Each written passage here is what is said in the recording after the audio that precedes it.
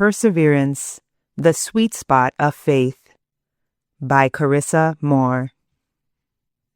Consider it pure joy, my brothers and sisters, whenever you face trials of many kinds, because you know that the testing of your faith produces perseverance. Let perseverance finish its work so that you may be mature and complete, not lacking anything. James chapter 1, verses 3 to 4. Write 665 words. My brain had been going a mile a minute all morning. I haven't written anything in weeks. Daniel is homesick, so maybe his sister and I can run up to college and spend the evening with him. Ooh, the rain loosened up the dirt. I can finally get those stubborn weeds. Both cars are on the fritz. I could finish painting the first coat in the bedroom. As I sat in the driveway, exhaustion threatened to consume me before I had completed a task. Determined not to spin my wheels and quit, I sought the counsel of my husband and gave him a rundown of my to-do list and wish list. I asked, what was most important? What could I let go of? And what should I start first? Brian's oddly specific encouragement was the catalyst I needed to sit my butt in the chair and handwrite this devotion. It was like a neon sign flashing. Start here. Persevere until 665 words were complete. I could do that. Perseverance is showing up, keeping our eyes fixed on God, and taking that first step we think is impossible. He does the rest. How do we garner perseverance, especially if, like me, you have bought into lies about your capabilities, work ethic, and worth? You might find yourself saying every time you feel overwhelmed, God can do this without me, so why try? Nothing I do really matters, so why try? I've failed before, so why try? What if I succeed? I'm scared of what comes next, so why try? In the moments we feel overwhelmed, we tend to forget that the result of standing firm in God's calling is that we are complete and lacking nothing. The Latin origin of perseverance is to persist, a derivative of perseverus, meaning very strict. So like a runner training for his race, we show up, listen to our coach, fail and try again, and endure until the end. Perseverance is the training ground for faith. It allows us to change direction, stumble and get back up again. Standing firm is a safe place to question our motives, focus ourselves, push past fears, doubts, and declare truth.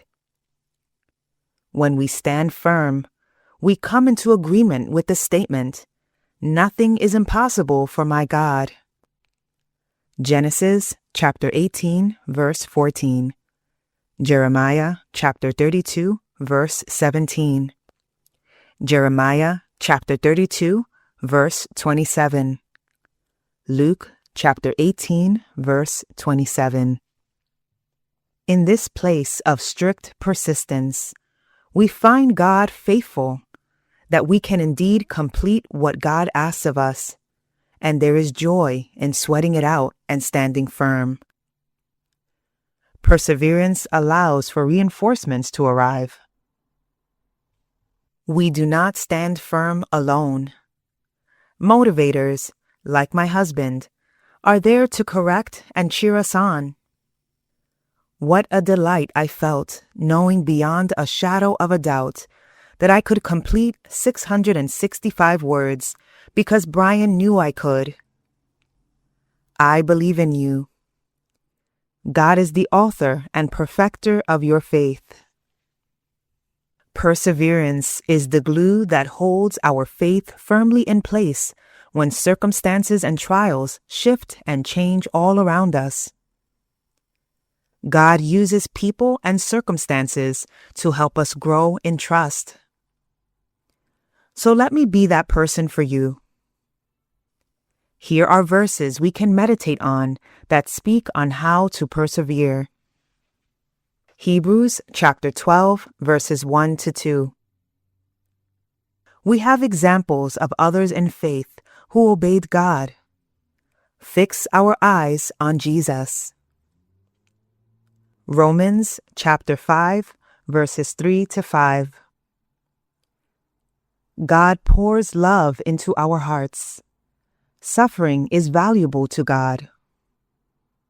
Isaiah chapter 40, verse 31.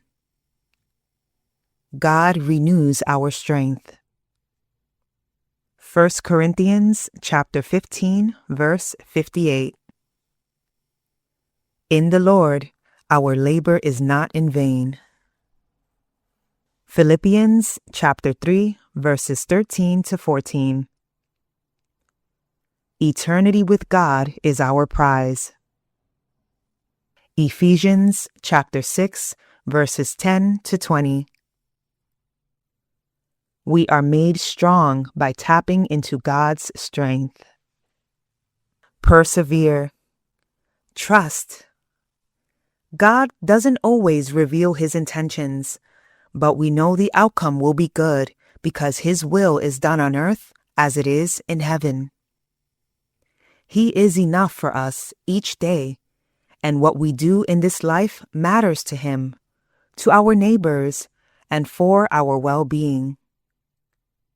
God is in control of the how, and we are not.